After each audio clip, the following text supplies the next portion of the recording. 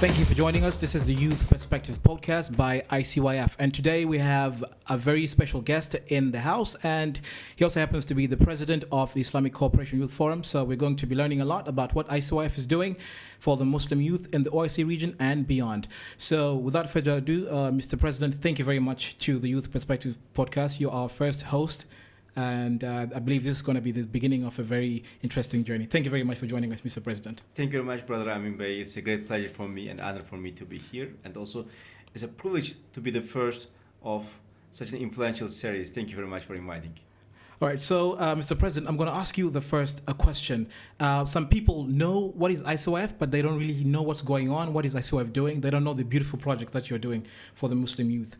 Can you please tell the people who are anxious to know what is ICYF in general? Thank you very much. As you know, it's very hard to talk about ICYF in a very short time frame because we're dealing with so many projects and we're dealing with so many things and subjects. I don't want to rename the things that we are dealing with as problems, but we're dealing with so many subjects.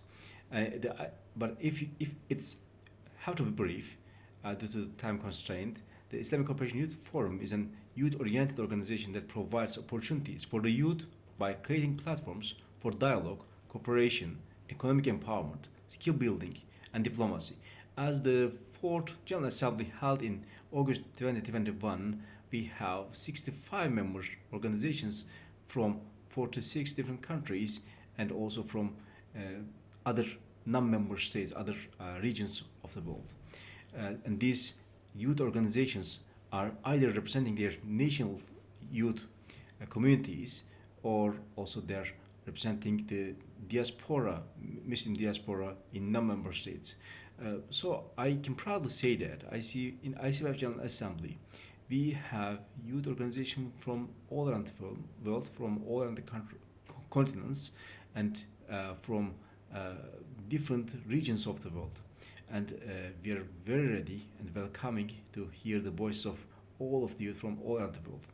In terms of youth development, there's much to build towards. So far, we have reached 137 countries in total, and 57 of those countries are from the OIC region and 80 of them from non-OIC member states.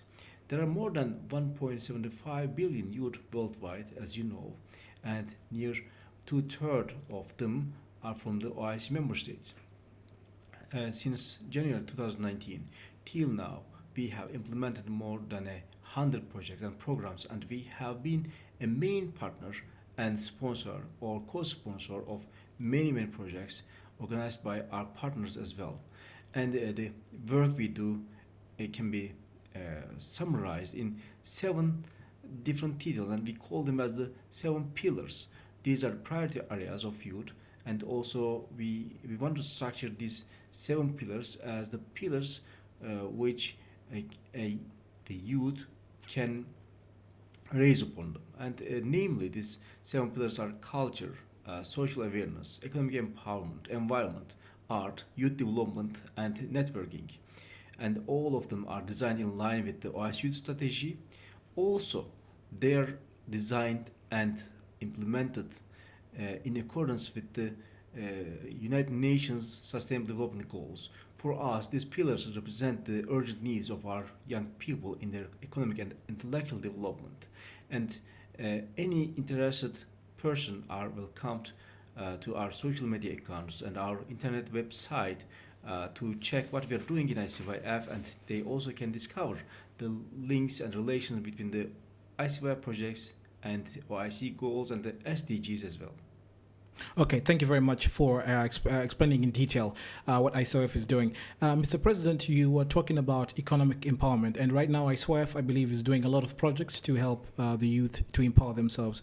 Why do you think it's important for ICYF to empower the youth?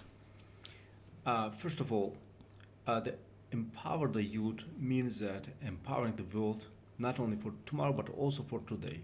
So for catching the today's world and making today's world a better place, we have to empower. We have to empower the youth. This is something very compulsory, mandatory for everyone in the earth. And for empowering the youth, in the OIC member states. We need to empower them because, as I mentioned, OIC member states has already hosting more than two-thirds of the 1.75 billion young people from all around the world. So if we lose this young generation, it means that we will lose tomorrow, but also we are losing it today as well.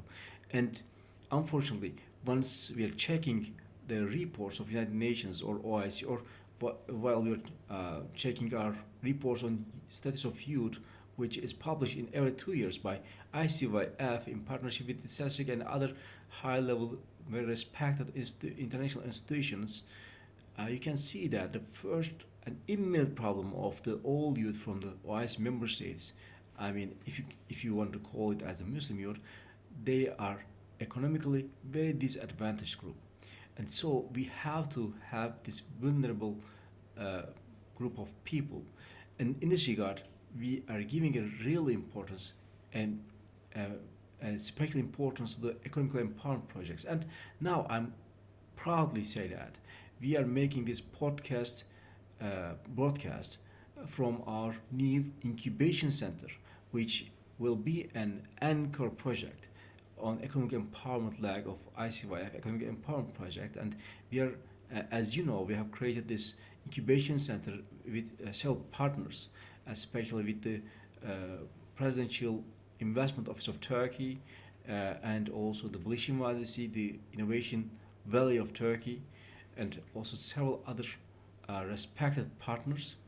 But we have created this incubation center to host young minds, young startups who want to develop their communities, who want to develop their countries, and who want to develop the humanity and our ummah with their new innovative ideas. And once we are talking about economic empowerment projects, regarding the economic empowerment, we have gathered all economic related projects under the Young Business Hub, as you know, and since it is a comprehensive umbrella and intellectual platform for young entrepreneurs, helping them to pitch their projects for investors and build their networks. Also, under the initiative of YBH, the Young Business Hub, we mainly focus on projects like startup summits, startups, vocational educational training, and educational centers, and the boot camps for entrepreneurs and startups, boot camps for resource mobilizations, for example. And once we are, for example, I want to give an example. I want to talk briefly about at least about our investment summits, the Startup Investment Summit, SIS. This Startup Investment Summit provides a platform for those who are looking to pick an accelerator, raise funds, enter a market, find partners, attracting some seed money or attracting some capital investments, or expanding their funding team, or growing their organization, optimizing their existing technologies, for example, or get insights of new trends, or get insights of what's going on in the market, or learn from founders, thought leaders, and innovators. We want or be part of the startup or entrepreneurial ecosystem, either in national level, in local level, or in the national level. We are organizing these startup investment summits, and we are attracting all the potential partners and parts and compartments of the startup ecosystem to one venue for 3 or 4 days, and we let them to discuss, let them to make brainstorms, let them to make B2Bs, bargains, business corporations, business agreements, business meetings, or some influential talks, or some closed group discussions on all of those titles. And startup summits is also vital in attracting and bringing together international startups also. And if you are a participant or a viewer or a visitor or a startup or a mentor or an investor, or you can be there as an influential example, then you can meet all of these groups, or you can be part of this Startup Investment Summit as a representative of a finance institution. And then you will have an access to all the partners and parties of such an ecosystem.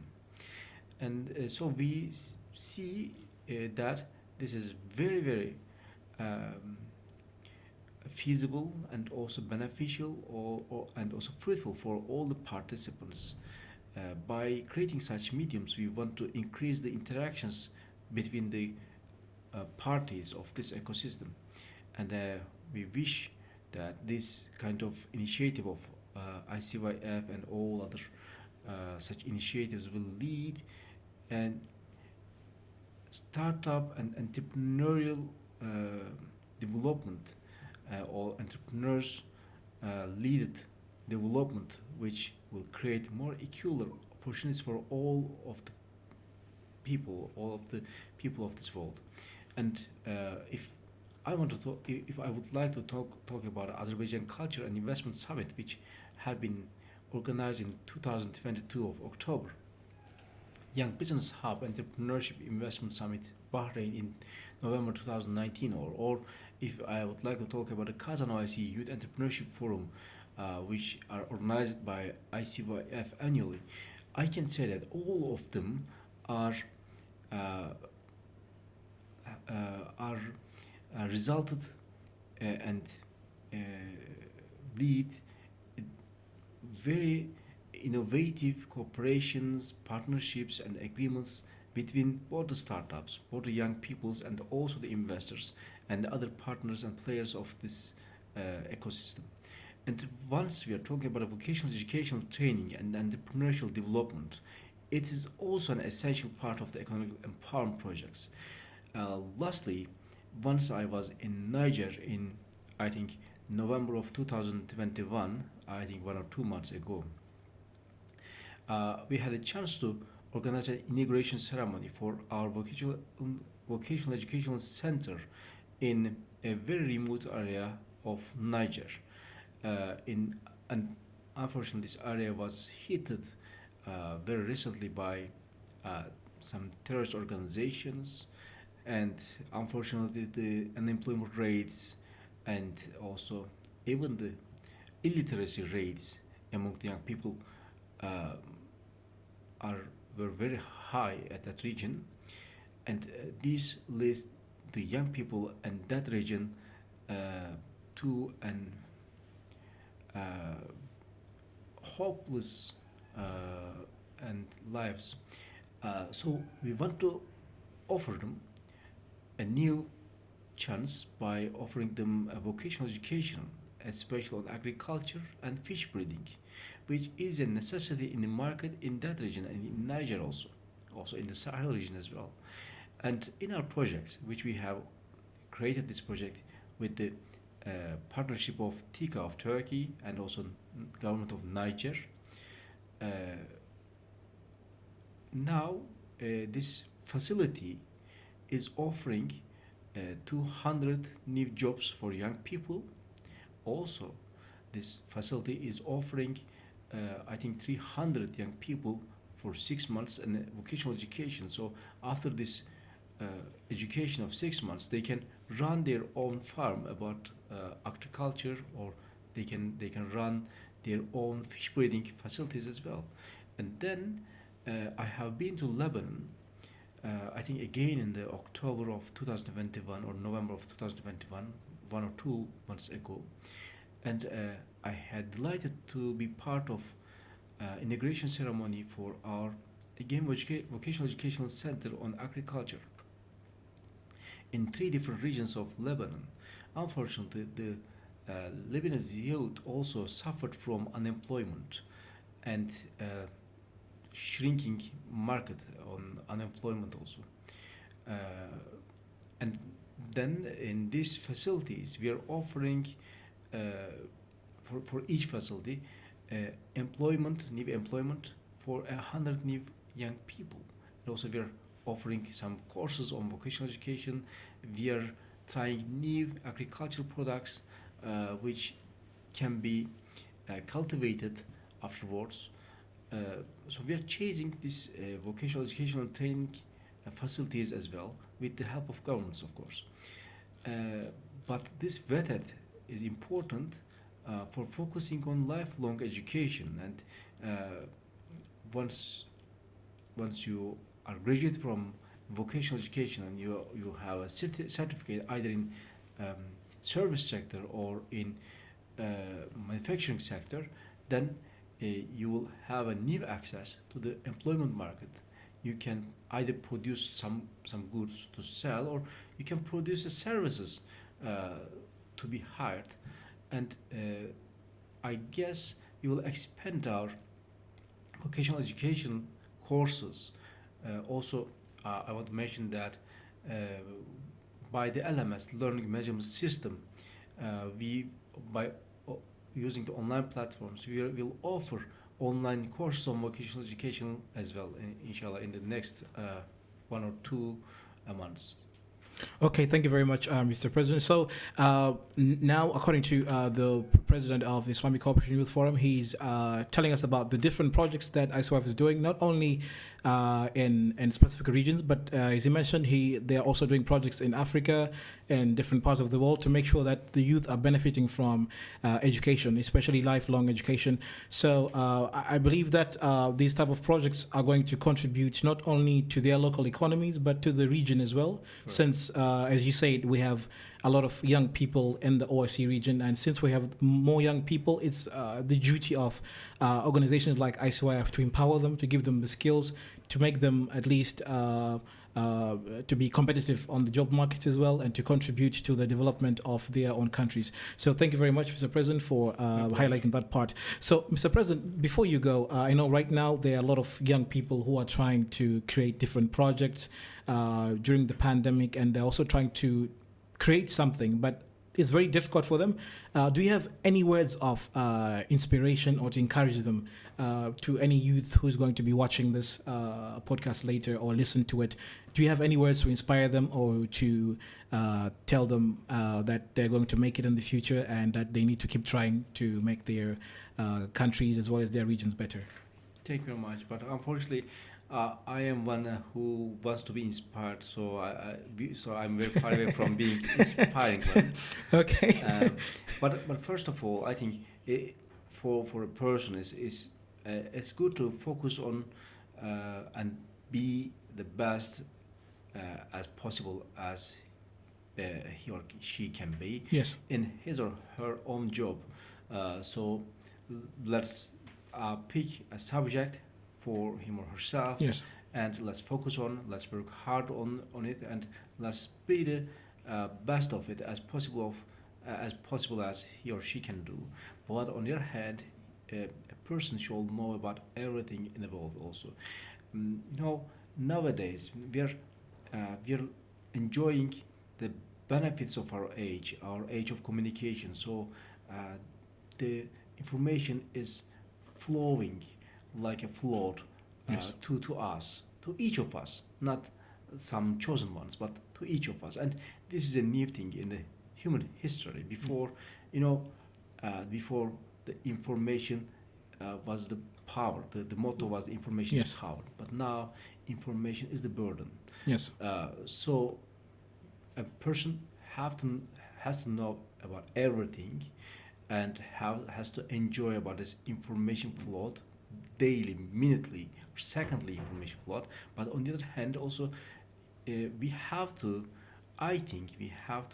understand and be